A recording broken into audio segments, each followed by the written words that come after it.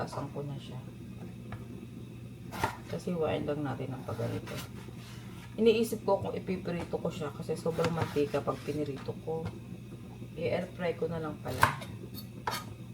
Ang talong pwede nyo ring i-air fry guys kung may air fry kayo. Pero kung wala, ipiprito nyo din naman. Pero air fry natin kasi meron naman akong air fryer. Pero kung wala kang air fryer, iprito nyo. Kasi matakaw to sa mantika guys, di ba? Ang talong. Matakaw kumain ng mantika.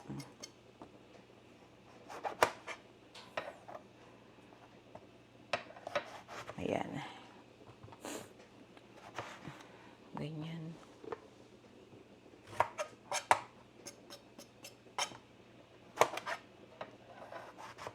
Ganyan. Baka malibang ako. Tapos, yung sili kong binili sa Farmers Market, lulutuin ko na kasi titira na lang ako ng ilan. Ayan.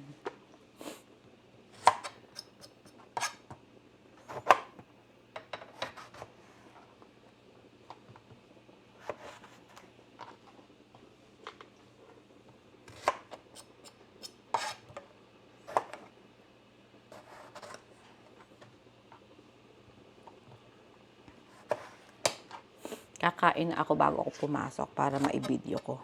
Matagal na akong hindi nagsesend sa inyo ng mukbang ko eh. So, ito yung aking kakainin ngayon. Tapos, meron akong bumili na ako ng cauliflower ng isang araw. Kasi naubusan ako ng cauliflower. Actually, talagang hindi ako masyadong nagkakakain.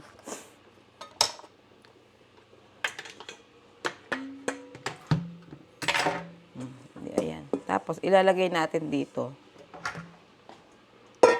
Kasi nilalagyan ko pa rin naman siya ng mantika. Ang pagluluto ng ng air fry na talong. Nilalagyan ko pa rin siya ng mantika, guys. So, ilagay niyo sa bowl. Tapos, iganyan niyo lang yung mantika. Tapos, ito toast nyo lang siya. Tapos, i-air fry nyo. Pero less pa rin ang mantika niya compare sa ipiprito nyo. Diyos ko, kulang yata ang kalahating gatang dito na mantika. Alam niyo yun. O, ayan. Tapos, ano nyo lang. Silalagay natin sa tray. Ayan. Ganyan lang. Tapos, dumako naman tayo sa sili. Nahugasan ko na to. Asin lang natin tong mga ulo-ulo. Ayan. Ito gagamitin ko yung mamaya eh. Sili naman, ganun din. Piliin natin yung mga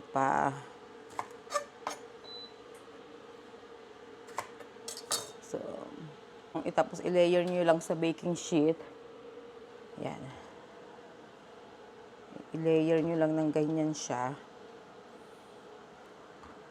Yan. Para din siyang pinirito, guys. Kasi nilagyan natin siya ng oil. Nakasya para. Ganyan lang.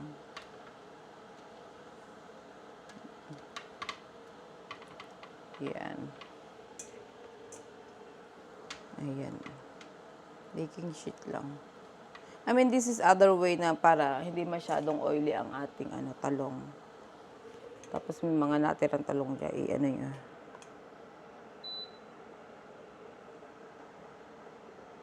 Ayan. Ayan. Hindi natin isisiksek. Pang second batch yung isa. Ayan. Tapos lagay natin sa air fry.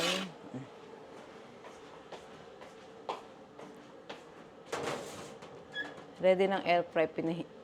Pina-preheat ko na siya. Ayan. I-check lang natin time to time yun. Pero hindi naman siya nasusunog. Ayan. Tapos i-continue lang natin yung paggagayat ng paggagayat natin ng sili. Ganyan lang. Basta continue lang yan. Alisin yung itong head ng pinakantangkay. Sinang natin.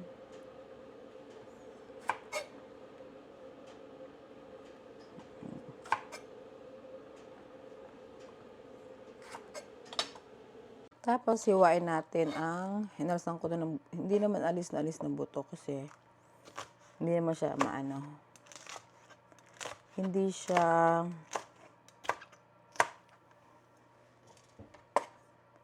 itong klaseng siling to, hindi siya yung maanghang. Grabe yung ano niya. Grabe yung buto. Ang daming buto. Ang dami ko nang naalis. Ko. Ang dami ko na siyang naalis. Alam yung gagawin, hihiwain ko na lang, suhugasan ko. Ayan. Pa-slice ang gawin nyo. Pa-slice. Ganyan.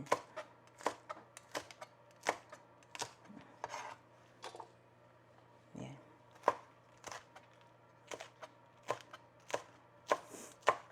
Alam niyo, sa totoo lang, hindi ko pa natitikman din yung laing niluto ko. Ngayon ko pa lang siya titikman.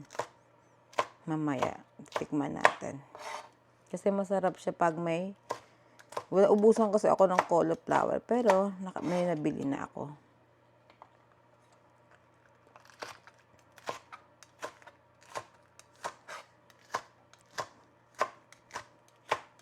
Ganyan. Ganyan siya.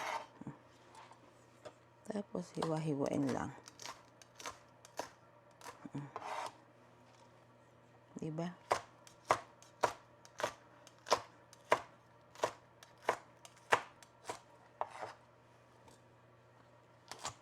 Continue lang yung paghihiwa. Kasi naman ang lulutuin natin. Ang lulutuin natin ngayon ay talong with alamang. Ayan, ang ating ingredient. Talong na in-air-fry ko na. Pre-cook na siya. Meron tayong alamang. Luto na din siya. Yung niluto natin ng isang araw. And plus, meron tayong sili. Sweet sili.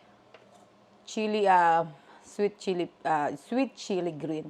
And then sibuyas. And then meron tayong bawang. Ito ang bawang. Ayan, lagay natin siya dyan. And then, ang ating garnish, hindi ito kasali. Ito, meron tayong spring onion. Okay, guys? And then, lalagyan din natin siya ng minced garlic. Ito. And then, ang pampalasa natin, dahil may alamang na tayo, hindi na tayo maglalagay ng kung ano-ano dahil ang alamang po natin ay meron ng lasa. Diba? Naalala nyo, may lasa na siya na niluto ko siya nung isang araw. So, i-preheat lang natin ang ating kawali. Ayan. I-preheat lang natin ang kawali. And then, pagkatapos po niyan, hayaan mo lang siyang uminit. Pag mainit na po ang kawali, ilalagay natin ay ang ating olive oil. Olive oil po ating ilalagay. Ayan. Bakit? Gawa ng tubig. Kasi may tubig yung ano. Sabi ko, bakit maingay? Ayan. Ganyan lang ang pag-prepare natin ng ating lulutuin. Masarap guys yan. Ako, favorite ko yan. Okay. Yan. Okay guys. Pag alam yung mainit na, pwede naman siyang punasan para dapat mainit siya. Ano bang nangyayari? Ayan. Pinanasan ko na kasi nga maingay. So, first thing, ilagay natin ang olive oil. Medyo mababa ang ating camera. Ayusin natin. Ayan. Para focus na focus sa kawali. Ayan. Okay. Maglagay tayo ng olive oil. Huwag masyadong madaming olive oil. Ayan.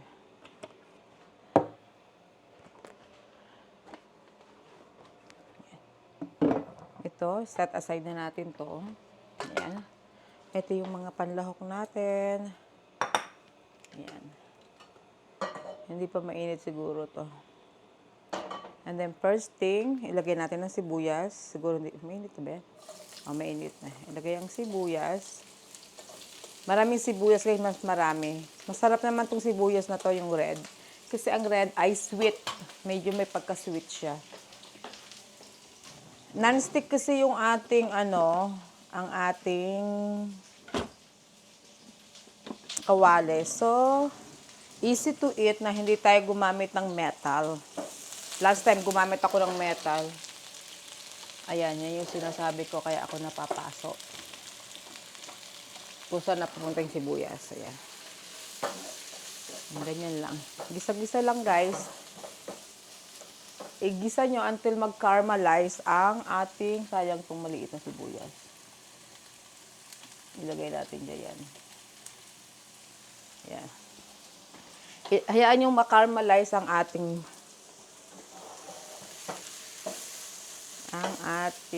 sibuyas. Sama na natin itong buong sibuyas. Bawang. Ayan. Masarap may Ay, bakit nagliliparan? Anong problema ng aking kawali?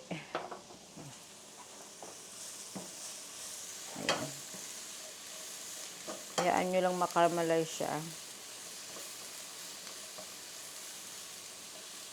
Tapos, lalagyan din natin siya ng minced garlic.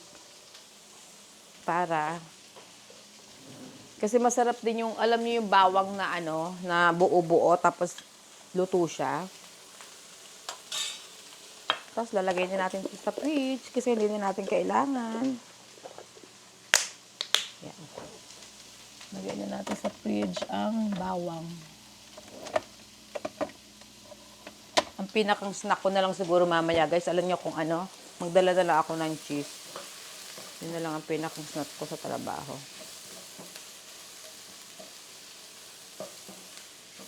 Ayan. Ganyan lang, guys. Luto-lutuin lang natin.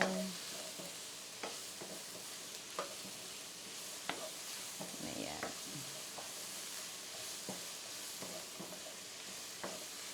Ayan. Hayaan mo lang siya mag-caramelize siya.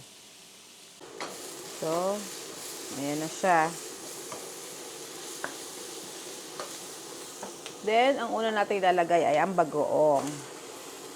Yung alamang nating niluto nung isang araw. Yung the rest na alamang guys, itatabi ko na yung sa freezer kasi gagamitin ko siya pag nagkari-kari ako para sa Pasko. Para hindi na ako gagawa ng bagoong. So, nakatabi siya.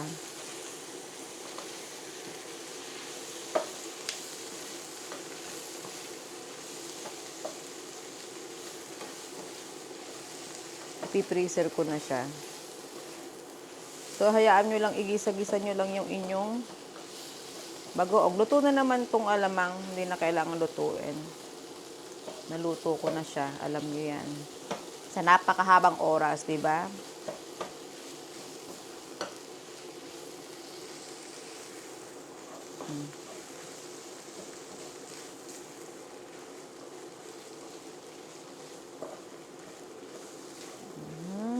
Ayan. And then, yan mo lang siyang lalagyan lang natin siya ng konting tubig lang. Kasing konting-konti lang, guys.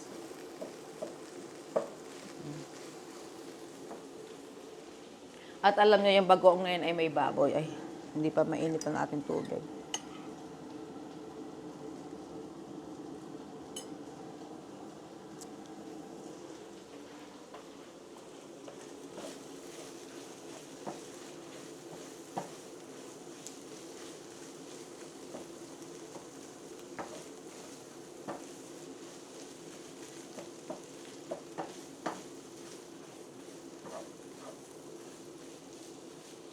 Okay. Nalagyan siya ng kaunting tubig lang para hindi siya, kasing kaunti lang para hindi dry. Okay. Konti lang. Di ba? Para ma-moist-moist lang yung Yan. Yan.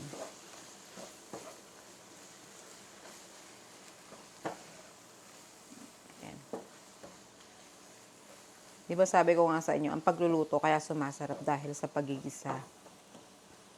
masarap yung pagigisa nyo, masarap yung inyo. So, hayaan mo lang siyang mag-steamery.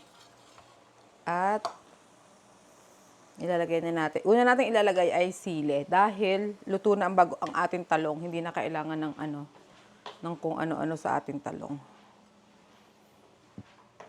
Ibini-prepare ko na ang table ko guys kasi tonggups na ako. Yes, kakain tayo for today's video. Ano, parang hindi ko, parang, ewan ko kung should I eat din yung masarap na lain. Kasi hindi ko pa siya natitikman.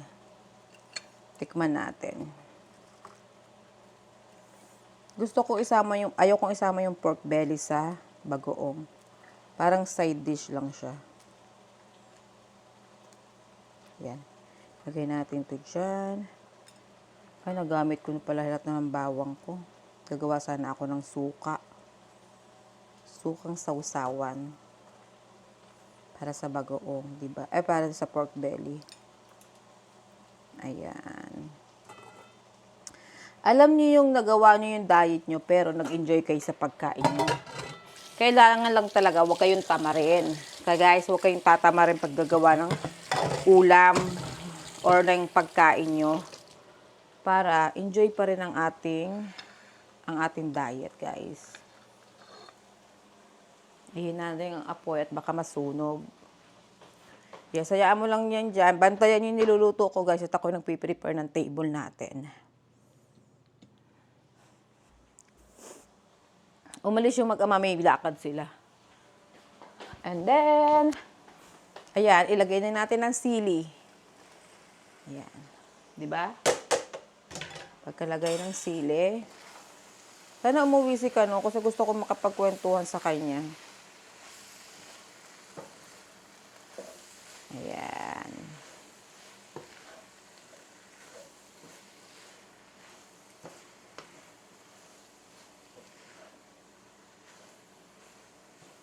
Ayan. Diba guys? Oh. Gusto ko siyang lagyan natin ng maanghang. Ganyan guys, oh. Diba ang gandang tingnan? Lagyan ko siya ng red chili. So nakalagay yung sili ko. Diyos ko, ayoko maghalongkat. Alam ko nandito lang yung sa bukana eh. Dahil sabi ko nga, anytime na I need it, andyan lang siya. Pero hindi ko siya makita. Forget it. Huwag na lagyan ng sili. Huwag na natin lagyan ng sili guys. Ayan. Ito guys, na ganitong pagkain. Parang kaya ko siyang kainin ng everyday. Yes, parang kaya ko siyang kainin everyday. Tapos ilalagay din, kasi ang sili naman, mabilis siyang maluto. Iano lang natin ng konting Kaya lang mag-steamer ng konting minuto lang. Yan. Diba? Kaya mo lang siyang maluto-luto. And then, after na maluto-luto yan, ilalagay na natin ang ating napakasarap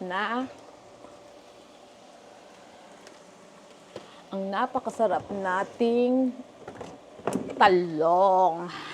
Yan.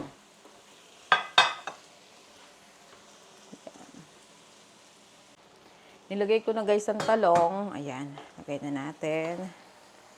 I-mix well na lang natin. Mekos. Ayan. Diba? Bukas ko nakakainin yung egg, yung lain. Hindi ko pa siya natitikman. So, bukas, yun ang ulam natin. Ayan.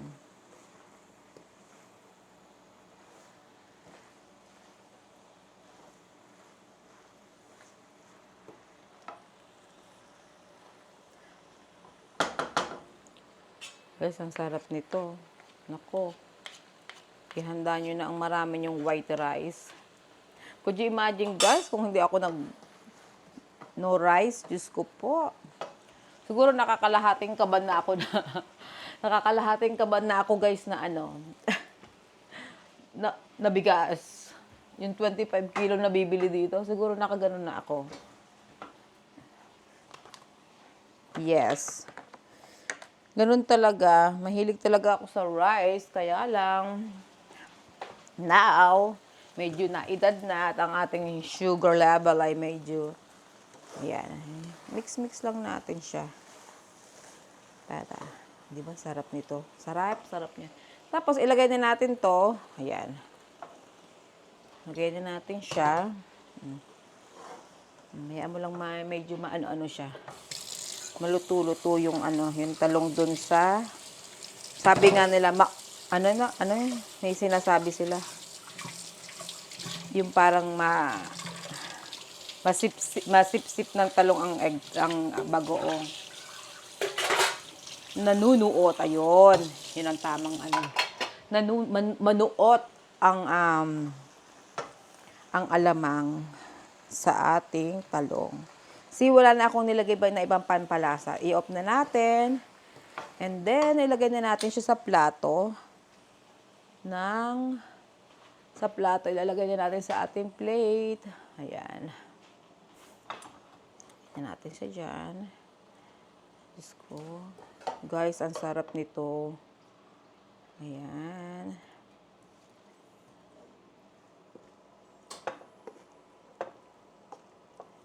Hindi ko naman ito kakainin lahat, guys. Dahil hindi naman about mukbang ito iubusin mo yan. Hindi naman ganun.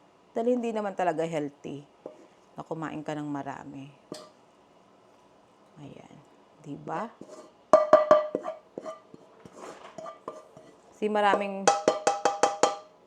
Maraming nagawa yung ating yung ating pagkakagawa ng bagoong.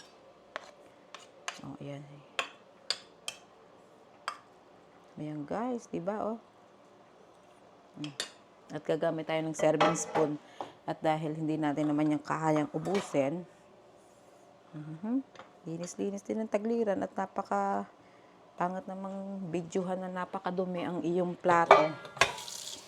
Ayan guys. Sana umuwi si Kano. Kaya hatid lang naman yung anak niya eh. Ayan guys, diba? Sarap Oh guys, ayan, luto na siya. Gusto kong kalat ng kalat ko. See? Ayan guys, Ayan, ang ating masarap na pananghalian. Diba? Talong, alamang at saka yung sili niluto natin para hindi siya masira. There you go. See? May sarili siyang takip. So, si Kano na rin na maglalagay niya sa rep. Actually, kahit hindi naman niya yan i-rep dahil hindi mainit ang panahon. And then, gawin na nga kita bago ang lahat. Lagyan ko na siya ng ice. Lalagyan ko na siya ng ice para bubuhatin ko na lang siya mamaya. Ayan. Dahil minsan, sa sobrang pagmamadali ko, guys, nakakalimutan kong magbaon ng aking tubigan. I really need water. Ay, sorry. Umutot ako. Sana hindi nyo narinig. Kakahiya naman. Ayan. Ayan, guys. Hindi ko muna siya lalagyan ng water. Sa trabaho ko nalagyan ng water. Okay, guys. Let's go upstairs kasi mag-i-edit tayo. Actually, wala naman ako i-edit. I-upload ko lang to dahil hindi na ako nag-edit ng video. Nag-i-edit ng video ko. Alam niyo kung bakit? Huwag nang i-edit. Okay na yun. Wala naman akong ginagawang masama. Tsaka wala naman akong gagawing masama, di ba? Tsaka wala naman bad word. Kaya hindi na ako mag-ano. Ang pinakang edit lang, yung mag-add lang ako ng mga word, tsaka yung medyo pagsusunod-sunodin ko lang yung mga ko, yun lang. Pero, wala na siyang hanas-hanas ng kung ano-ano. Andito na ako sa computer. Okay, guys. And that's it, guys. Kasi mag-edit ako. At the same time, magre-ready na ako. Dahil may pasok tayo ngayon. Panghapon tayo ngayon, guys. Kaya, hanggang dito na lang aking video. At kayo mag-ingat diyan Sa mga nakakaranas ng bagyo, mag-ingat kayo, magdasal. Magdasal na sana ay hindi lumakas ang hangin or sana walang mapahamak, okay? Hanggang dito na lang ang aking video at maraming salamat uli sa lahat ng nanonood ng Manager Judy Vlog at sa mga bagong subscriber ko. Marami pong salamat. Alam ko may mga bago dahil nakita ko. Maraming salamat. Saan ka nakakita, nagpapasalamat ko pala yung kuting-ting ko. And that's it, guys.